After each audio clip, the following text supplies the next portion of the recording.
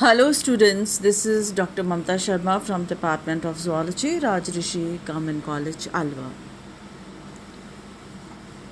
To continue with the topic, आज हम बात करेंगे what are the functions of the blood. Let's have a little introduction first. Blood is a fluid connective tissue.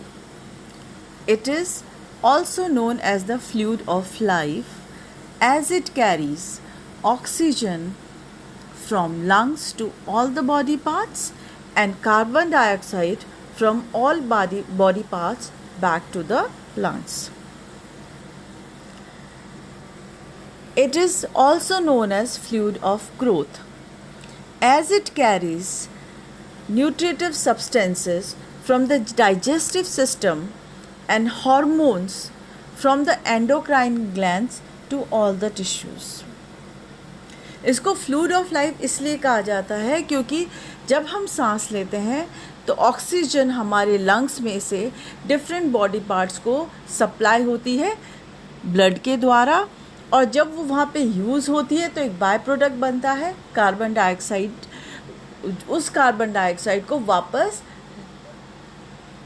Blood लेके आता है lungs के अंदर। फ्लूइड ऑफ ग्रोथ इसलिए इसे कहा जाता है कि जो भी हम खाना खाते हैं वो हमारी गैस्ट्रोइंटेस्टाइनल ट्रैक्ट में एब्जॉर्ब हो जाता है और वहाँ से ब्लड ही सारे न्यूट्रिएंट को डिफरेंट बॉडी ऑर्गन्स को सप्लाई करता है जिससे वो अपना अपना काम कर सकें और बॉडी की ग्रोथ होती रहे। और जितने भी एंडोक्राइन ग्लैंड्स हैं they directly secrete their hormones into the blood, और वो सारे hormones को उनके site of action पे वो कहाँ जाके act करेंगे, वहाँ तक कौन पहुँचाता है? blood पहुँचाता है। It is also known as the fluid of health as it protects the body against the diseases and helps in removing waste products and unwanted substances from the body by transporting them to excretory organs like kidneys.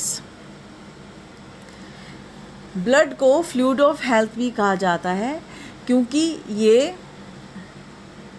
इसके जो sales हैं जैसे WBCs हैं वो fight करते हैं different bacteria and viruses से, और जो भी वेस्ट प्रोडक्ट बॉडी में रिलीज़ होता है और जो भी अनवांटेड शब्द हमारी बॉडी में होता है उसको ये एक्सक्रीटरी ऑर्गन्स तक पहुंचाते हैं जैसे किडनीज, और फिर वहाँ से उसको बॉडी के बाहर फेंक दिया जाता है। तो blood is a fluid connective tissue, it is a fluid of life, it is a fluid of growth and it is a fluid of health. Now let's discuss the functions of blood. First is the nutritive function. Nutritive substances like glucose, amino acids, lipids, vitamins derived from the digestive food are absorbed from the gastrointestinal tract. Blood carries these substances to the different parts of the body for the growth and the production of energy. So this is the nutritive function of the blood.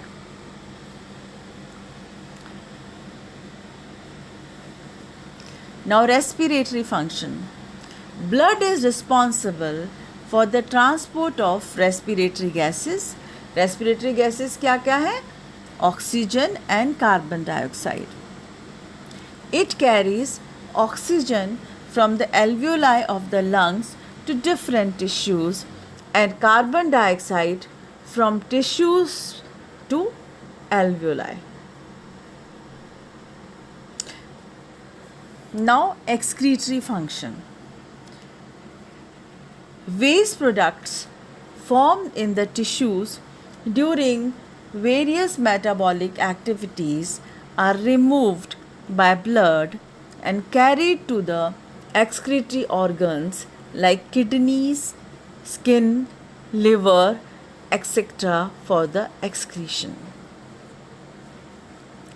जो भी हमारी body के अंदर जब metabolism होता है तो waste products बनते हैं, वो सारे ब्लड के द्वारा हमारे एक्सक्रीटरी ऑर्गन्स को पहुंचाए जाते हैं और वहाँ से वो बॉडी के बाहर निकाल दिए जाते हैं एक्सक्रीशन के द्वारा.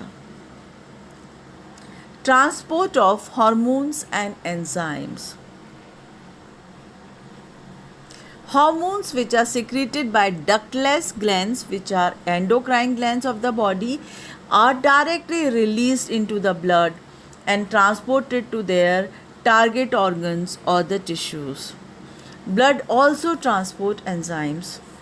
जो भी हमारे एंडोक्राइन ग्लैंड्स, जो डक्टलेस ग्लैंड्स होते हैं, उनका जो भी सिक्रीशन होता है हार्मोन्स, वो डायरेक्टली ब्लड के अंदर सिक्रीट होता है. ब्लड क्या करता है, उनको वहाँ से उठा के उनके साइट ऑफ एक्शन पे, वो किस ऑर्गन पे एक्ट करेंगे या वो किस टिश्यू पे एक्ट करेंगे, उनको वहाँ तक पहुँचाता है. और ऐसे ही ब्लड एंजाइम्स को भी उनके साइट ऑफ एक्शन तक पहुँचाता है.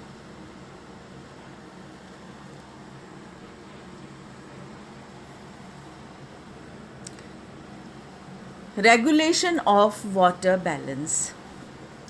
Water content of the blood is freely interchangeable with interstitial fluids, which helps in regulation of water content of the body.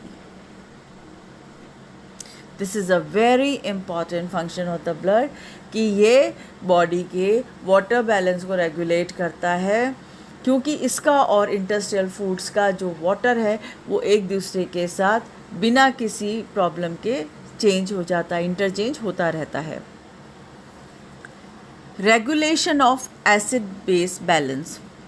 Plasma proteins and haemoglobin act as buffers and help in the regulation of acid base balance. This is again very important. Haemoglobin और plasma protein buffers की तरह act करते हैं और इस तरह से वो एसिड बेस बैलेंस को बनाए रखते हैं बॉडी के अंदर. Regulation of body temperature.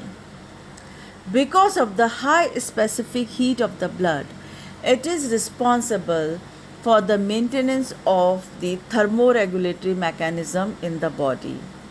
That is the balance between heat loss and heat gain in the body. It is very important that blood is also responsible for the regulation of the body temperature. Now, storage function. Blood serves as a ready-made source for water, protein, glucose, sodium and potassium, and these substances are taken from the blood during starvation, fluid loss, electrolyte loss, etc. Blood के अंदर हमेशा पानी, proteins, glucose, sodium, potassium और ये सब substances हमेशा blood के अंदर मौजूद रहते हैं. अगर बॉडी किसी भी तरह के स्ट्रेस में आती है, जैसे बॉडी स्टार्व कर रही है, खाना नहीं है, एकदम से फ्लूइड लॉस हो गया है बॉडी से, या इलेक्ट्रोलाइट बैलेंस गड़बड़ आ गया है, वॉमिटिंग्स हो गई है, डायरिया हो गया, तो बॉडी क्या करती है, फटाफट ब्लड से ये सब चीज़ें लेना शुरू कर देती है और अपना बचाव करती है. Digestive function. The white blood cells are also, no, it is defensive function. The white blood cells are responsible for the defense of the body. Neutrophils and monocytes engulf the bacteria by phagocytosis. जो white blood cells हैं वो हमारी body को बचाते हैं bacteria और virus attack से. जो न्यूट्रोफिल्स और मोनोसाइट्स होती हैं वो क्या करती है, by the action of phagocytosis they eat away all the bacterias. Lymphocytes, they are involve in the development of the immunity, वो बॉडी की इम्यूनिटी को बनाए रखती हैं. Eosinophils are responsible for detoxification, disintegration and removal of foreign proteins. जो eosinophils होती हैं वो बॉडी के डिटॉक्सिफिकेशन में हेल्प करती हैं और जो भी फॉरेन प्रोटीन्स आती हैं बॉडी के अंदर विच आर हार्मफुल, उनको डिसइंटीग्रेट करती हैं और उनको रिमूव करने में हेल्प करती है. These are the major functions of the blood.